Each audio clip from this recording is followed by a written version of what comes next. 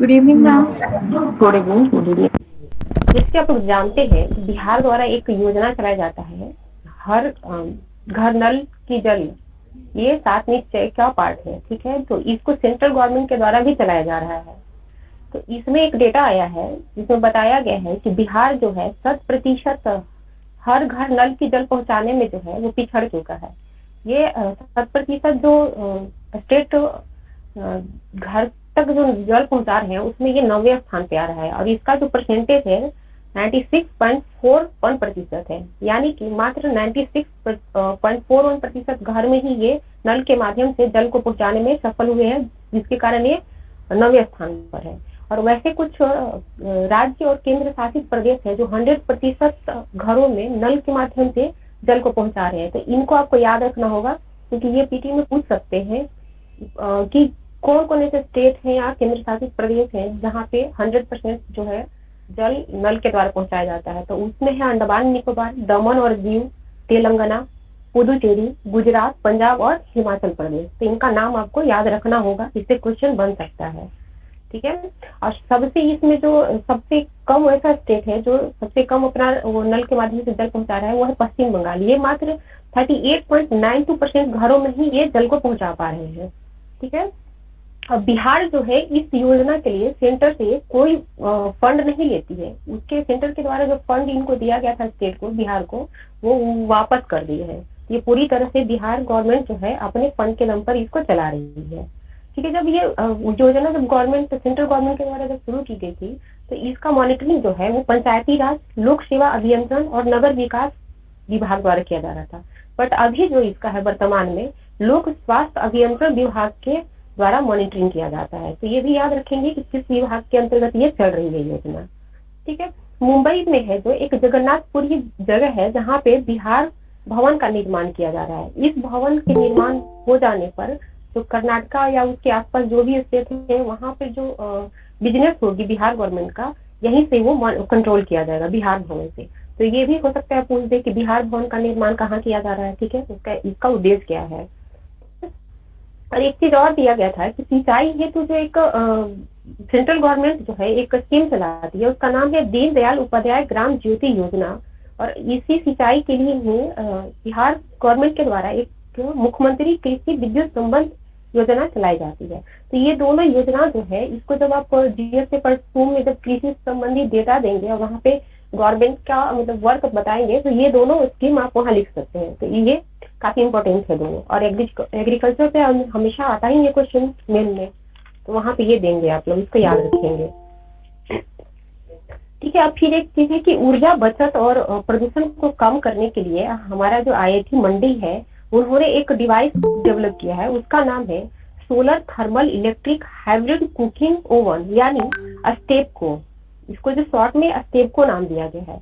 ये सोलर से चलने वाला एक कुकिंग ओवन है जिसके माध्यम से कहीं भी खाना घर में या बाहर कहीं भी बनाया जा सकता है। ये जो है ओवन जो है वो सौर से भी चलेगा, बिजली से भी चलेगा और हाइब्रिड मोड में भी चलेगा ये। तो इससे क्या होगा कि ऊर्जा तो बचत होगी ही, साथ में कार्बन का उत्सर्जन कम होगा जिससे पॉल्यूशन भी कम होगा। तो जब ये जीएस पेपर 2 में आप पॉल्यूशन पे कुछ लिख रहे हैं तो भी इस पॉइंट का यूज किया जा सकता है, और ऊर्जा से रिलेटेड कुछ अगर दे रहे हैं कुछ क्वेश्चन है तो वहां भी इस पॉइंट का यूज किया जा सकता है। तो याद रखेंगे आईआईटी मंडी के द्वारा ये बनाया गया है ओवन, ठीक है। और अभी जैसे हम लोग कल देखे थे कि मेरी माटी मेरा देश योजना का समापन किया जा रहा है, कर्तव्य पथ पर एक कार्यक्रम का आयोजन किया गया था कल। तो उसी में अपने प्रधानमंत्री के द्वारा एक नए योजना का घोषणा किया गया है। इसका नाम है मेरा युवा भारत, यानी माया भारत। इसको शॉर्ट में माया भारत बोल रहा है, और पूरा इसका नाम है मेरा युवा भारत। इसके माध्यम से युवाओं को है जो प्रशिक्षित किया जाएगा और उनका डेवलपमेंट किया जाएगा, ठीक। अब एक और चीज है कि श्रीलंका के बाद जो थाईलैंड है उन्होंने भारतीय पर्यटक को अपने यहाँ आने के लिए वीजा की अनिवार्यता जो है वो खत्म कर दिया है। कोई भी भारतीय 6 माह के लिए बिना वीजा के थाईलैंड में जा सकते हैं, रह सकते हैं, घूम सकते हैं। तो श्रीलंका के बाद ऐसा करने वाले ये थाईलैंड दूसरा कंट्री है। तो ये भी काफी इंपॉर्टेंट हो जाता है, जिससे अपना वीजा का जो है पावर जो है वो बढ़ेगा और ग्रोथ भी होगा। अभी क्या बोलते हैं पासपोर्ट इंडेक्स में इंडिया का क्या रैंक है बताइए तो कोई, अभी हाल में ही आया हुआ है ये। 85। 85, हाँ, ये हमेशा चेंज होते रहता है, ठीक है। ये पूरे ईयर में 3-4 बार ये हेनले इंडेक्स के द्वारा आता है, तो इसके करेंट डाटा को याद रखिएगा। अभी 85 है, कुछ दिन के बाद ये कुछ और हो जाएगा, उसमें अपना वीजा जो है और स्ट्रांग होकर सामने आएगा, ठीक है, क्योंकि इसको अदर कंट्री के द्वारा वीजा फ्री घोषित किया जा रहा है, जिससे अपना पासपोर्ट स्ट्रांग ही होगा कंटिन्यू। अभी इंडिया का पोजीशन 80 हो गया है पासपोर्ट के 80 मामले में। कब आया था ये हम्म, इंडेक्स? इंडेक्स कब आया था बताइए? ये 16 अक्टूबर का है। अच्छा, करेक्ट है, चलिए बहुत हम्म, बढ़िया। ठीक है, एक दुर्घटना पे एक रिपोर्ट जारी किया गया है। इसमें क्या है कि राज्य और केंद्र शासित प्रदेशों से जो डाटा कलेक्ट किया गया है उसके आधार पर ये रिपोर्ट आया है। तो इसमें बताया गया है, और ये जो दुर्घटना पर रिपोर्ट है इससे क्वेश्चन पीछे बन चुका है, तो हो सकता है आने वाले दिन में भी बने। तो इस डाटा को बहुत केयरफुली आप लोग रखेंगे याद, ठीक है। तो इसमें बताया गया है कि 2022 में जो है 4,61,312 दुर्घटनाएं दर्ज की गई हैं, जिनमें 1,68,451 लोगों की जान गई है और 4,43,366 लोग घायल हुए हैं, ठीक है। 2021 के मुकाबले दुर्घटनाओं में जो है 11.9% की वृद्धि हुई है और मौत में 9.4% की वृद्धि हुई है। ये डेटा याद रही कि ना रहे, बट ये परसेंटेज याद रखना होगा। परसेंटेज जो है इसी से क्वेश्चन बनाते हैं ये लोग और पूछे भी है। और इसी में घायलों की जो संख्या है वो पिछले वर्ष के मुकाबले 15.3% की उसमें वृद्धि हुई है। और एक और डेटा इसमें दिया गया है कि हेलमेट और सीट बेल्ट यूज न करने के कारण 66,744 लोगों की जान गई है। इस पे आप लोगों ने देखा होगा कि एक बहुत बड़े उद्योगपति का भी डेथ हुआ था, उन्होंने सीट बेल्ट यूज नहीं किया गया था। तो ये डेटा भी इम्पोर्टेंट है। और ये जो सीट बेल्ट और हेलमेट के यूज ना करने से जो मौत हुई है वो कुल मौत का 40% है, तो काफी बड़ा दायरा है इसका, ठीक है। और इसमें एक चीज और बताया गया कि प्रति घंटा जो है हमारे इंडिया में लगभग 53 दुर्घटनाएं होती हैं, और जिसमें लगभग 19 लोगों की जान पर आवर जाती है। ये भी इम्पोर्टेंट है, ये फैक्ट याद रखेंगे। और एक चीज और बताया गया है इसी रिपोर्ट में कि तेज जो रफ्तार होती है, ओवर स्पीड जो करते हैं लोग, उससे जो है दुर्घटना जो होती है लगभग 71% होती है, ठीक। तो ये सारे डाटा बहुत इंपॉर्टेंट है पीटी के लिए, ठीक है। और एक सेंट्रल गवर्नमेंट अपना एक डिसीजन ली है। उन्होंने कहा है कि जो घरेलू स्तर पर उत्पादित कच्चे तेल है उस पर अप्रत्याशित लाभ कर जो है उनको बढ़ाकर ये 9,050 से 9,800 रुपए कर दिए हैं। गोविंद जी आप माइक बंद कीजिए, ठीक है। अच्छा, को बताइए कि अप्रत्याशित लाभ कर क्या है, या अप्रत्याशित कर क्या होता है? कोई बता पाएंगे क्या इसको? कोई नहीं, ठीक है, हम बताते हैं। जैसे मान लो कि कोई संपत्ति पे अचानक उसका मतलब वो उसका दाम बढ़ रहा है, जी, जो उसका संपत्ति का जो धारक है वो बेच कर उसको सडनली बहुत सारे पैसा कमा सकते हैं, उनका मुनाफा बढ़ सकता है। तो ऐसे संपत्ति पर सेंट्रल गवर्नमेंट एक क्षणिक कर लगाती है जिसको अप्रत्याशित कर कहते हैं। ये क्षणिक होता है, कुछ दिन चलेगा फिर वो रिमूव कर लिया जाएगा, ठीक है। तो ये जो अपना इंटरनेशनल जो सिनेरियो बना है जिसकी वजह से ये जो कच्चे तेल है उसका जो दाम अचानक बढ़ रहा है, इसीलिए सेंट्रल गवर्नमेंट के द्वारा इस पर अप्रत्याशित लाभ कर को बढ़ा दिया गया है। पहले वो 9,050 था, जो अब हो गया है 9,800 रुपया, ठीक है। इसमें बताया गया है कि हवाई ईंधन पर लगने वाले अप्रत्याशित कर जो था 1%, उसको घटाकर शून्य कर दिया गया है, ठीक है। और केंद्र सरकार द्वारा राजकोषीय घाटा चालू वित्त वर्ष की पहली छमाही में पूरे वर्ष के लक्ष्य का 39.3% पर पहुंचने का रिपोर्ट दिया गया है। कैग जो है ना, उसके द्वारा जो आंकड़ा जारी हुआ है उसमें बताया गया है कि सितंबर 2023 के अंत तक राजकोषीय घाटा जो है 7.02 लाख करोड़ रुपया हो गया है, ठीक है। जो टोटल राजकोषीय घाटा जितना डिसाइड किया गया था बजट में उसका 39.3 है। तो बजट अपना पेश किया गया था, उसमें राजकोषीय घाटा पूरे वर्ष में जो रहना था उसको 5.9% रहना था। अब ये राजकोषीय घाटा क्या होता है बताइए कोई? ये राजकोषीय घाटा होता है जैसे सरकार की जो आय हुई और वो जो व्यय करेंगे उसमें जो डिफरेंस होगा उसको राजकोषीय घाटा कहते हैं, ठीक है। और अभी एक अंतरराष्ट्रीय सोलर अलायंस जो है उसका 6ठा सम्मेलन अपने दिल्ली में आयोजित हुआ है, ठीक है। तो इस सम्मेलन के जो असेंबली के जो अध्यक्ष थे और हमारे जो बिजली मंत्री हैं सेंट्रल गवर्नमेंट के R.K. सिंह, उन्होंने कुछ मतलब एक डाटा दिया है। उन्होंने बताया है कि हमारे दुनिया में जो है लगभग 73 करोड़ लोग हैं बिजली की सुविधा से वंचित हैं, ठीक है। और उन्होंने ये भी बताया है कि पूरे वर्ल्ड में 80% जो आबादी है वो ऐसी कंट्री में रहते हैं जहाँ पे जीवाश्म ईंधन का आयात किया जाता है, ठीक है। तो तो ये मतलब मान लीजिए ये जो कमी है, लोगों तक बिजली नहीं पहुंच रही है या उनको बिजली जो मिल रही है जीवाश्म ईंधन के माध्यम से मिल रही है, जिससे पॉल्यूशन बढ़ रहा है। तो अपना जो IAC है उन्होंने एक इनिशिएटिव लिया है। उन्होंने बताया है कि दुनिया भर में वो सोलर परियोजनाओं की स्थापना के लिए जो क्या बोलते हैं लॉयल्टी गैप फंड जो वो लोग प्रोवाइड करते हैं, जो पहले 10% करते थे उसको बढ़ाकर 35% कर दिए। यानी कि अब ये लोग 35% जो भी खर्च होगा उसको बनाने में ये लोग ये देंगे, अपना IAC प्रोवाइड करेगा, ठीक है। उसके साथ ये लोग ये भी बताए हैं कि अपना जो अंतर्राष्ट्रीय सोलर अलायंस है वो पूरे वर्ल्ड के विकासशील 55 ऐसे विकासशील देश हैं जिसमें 95,000 मेगावाट क्षमता की सोलर परियोजना की स्थापना में मदद कर रही है। तो इससे क्या होगा कि नवीकरणीय ऊर्जा में वृद्धि होगी, साथ में पॉल्यूशन कम होगा। तो इसका यूज आप जब गवर्नमेंट क्या कर रही है, अंतर्राष्ट्रीय संस्था क्या कर रही है नवीकरणीय ऊर्जा की वृद्धि के लिए, तो वहां पे भी इसको आप शो कर सकते हैं मेल में, ठीक है। एक फुटबॉल से संबंधित बैलन डी और पुरस्कार की घोषणा की गई है। उसमें जो बैलन डी और पुरस्कार जो दिया गया है पुरुष के लिए, तो वो मिला है लियोनेल मेसी को, और इनको रिकॉर्ड 8वीं बार ये चीज मिला है। और इन्होंने जो है कालियन एम्बाम्पे और हॉलैंड को पीछे छोड़कर ये वर्ल्ड का सबसे ज्यादा बैलन डी और खिताब जीतने वाले पर्सन बन गए हैं। ये लियोनेल मेसी किस कंट्री से संबंधित है, कोई बताइए? अर्जेंटीना। अर्जेंटीना, हाँ। और सर्वश्रेष्ठ महिला फुटबॉलर का जो पुरस्कार है वो एइटाना बोनमाती को मिला है, ये स्पेन की है, ठीक है।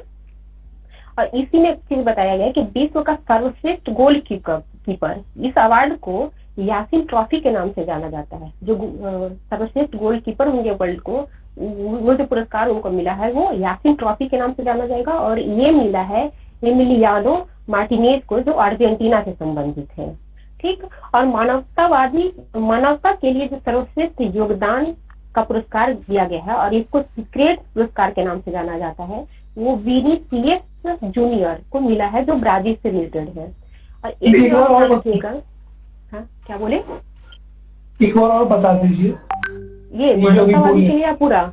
जी, मानवता के लिए जो सर्वश्रेष्ठ योगदान का पुरस्कार मिला है, जिसको सीक्रेट पुरस्कार के नाम से जाना जाता है, उनका नाम है विनीसियस जूनियर। ये ब्राजील से संबंधित है, ठीक है।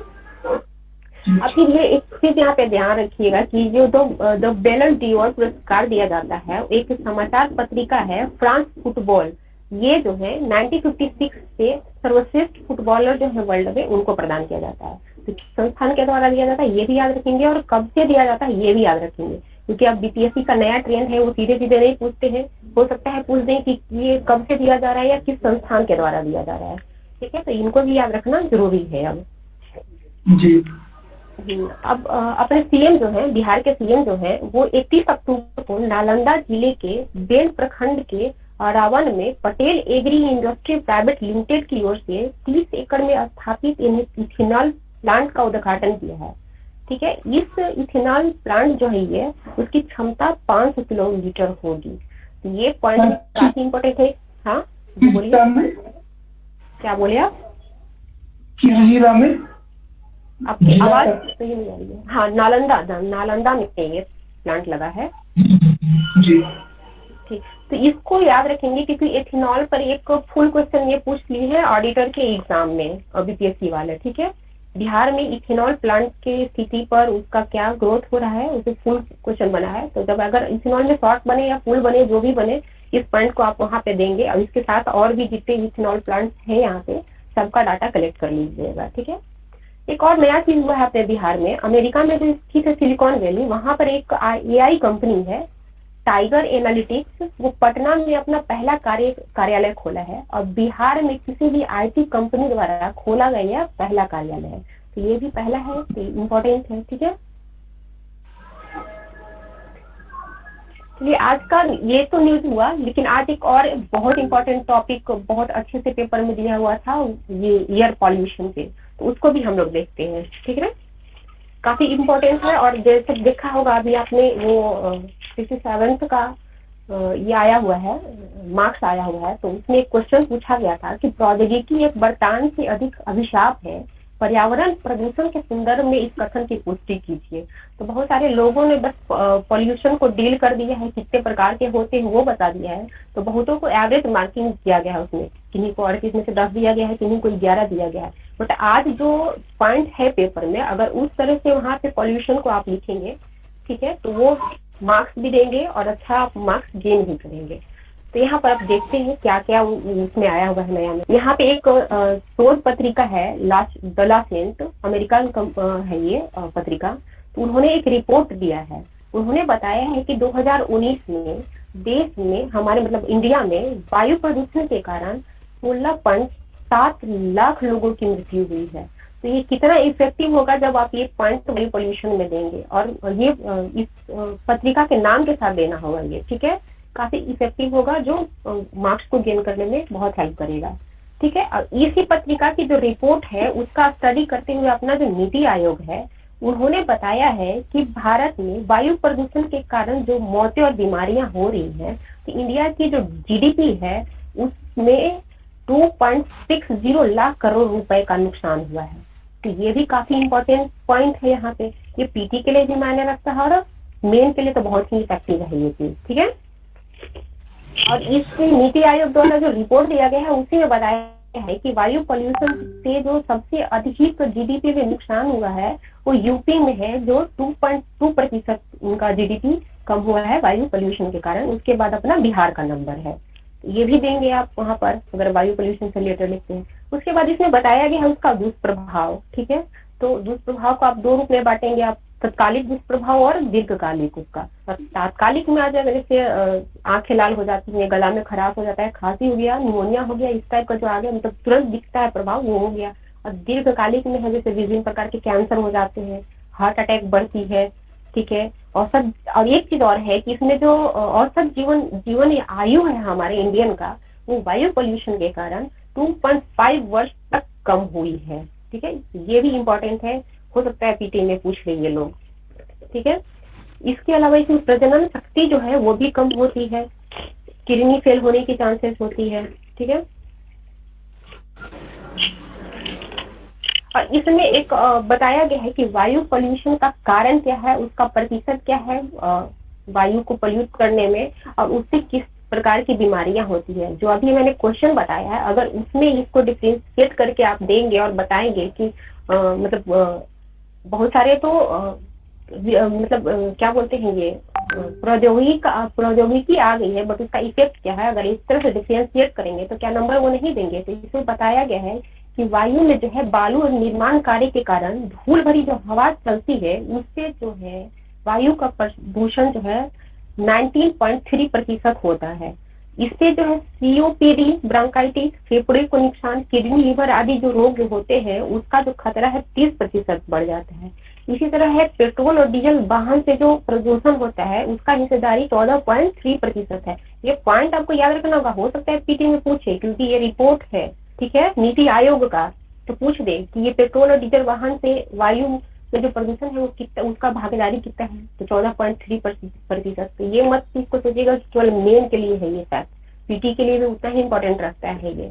ठीक है, इससे भी बहुत सारे रोग होते हैं, जैसे हार्ट अटैक होता है, ब्रेन से रिलेटेड खतरा जो है वो 10% से लेके 15% तक बढ़ जाता है। फिर धूल कण से जो पोल्यूशन होता है उसकी हिस्सेदारी 12.2% है। इसे भी PM2 और PM10 के पार्टिकल जो है हवा में वो काफी वृद्धि होती है उनकी, और उससे किडनी, लीवर, सांस आदि की समस्याएं बहुत सारी हो जाती हैं। फिर इसमें दिया गया है कि कचरा जो हम लोग जलाते हैं उसके धुआं से लगभग जो वायु है हमारा 13% प्रदूषण पोल्यूटेड होता है। तो इससे जो कचरा जो हम लोग जलाते हैं उससे कार्बन, काली, कैंसर कारक विषाक्त पदार्थ हवा में मिलती है, जिसके कारण cancer, liver, heart attack, immunity power में कम होना, तंत्रिका तंत्र पे दुष्प्रभाव आदि बहुत सारे कारक मतलब हो जाते हैं यहाँ पे, और वो 10% वो ज्यादा मतलब होते हैं, बढ़ जाते हैं वो। फिर उद्योग से निकलने वाले धुआं से जो है वो 11.3% प्रदूषण होता है। ठीक है। घरेलू वायु प्रदूषण का, जो घरे में हम लोग जो घर में जैसे गैस यूज करते हैं या कोयला वगैरह जलाकर जो खाना बनाते हैं, उसका जो वायु पोल्यूशन में योगदान है वो 14.6% है। ठीक है।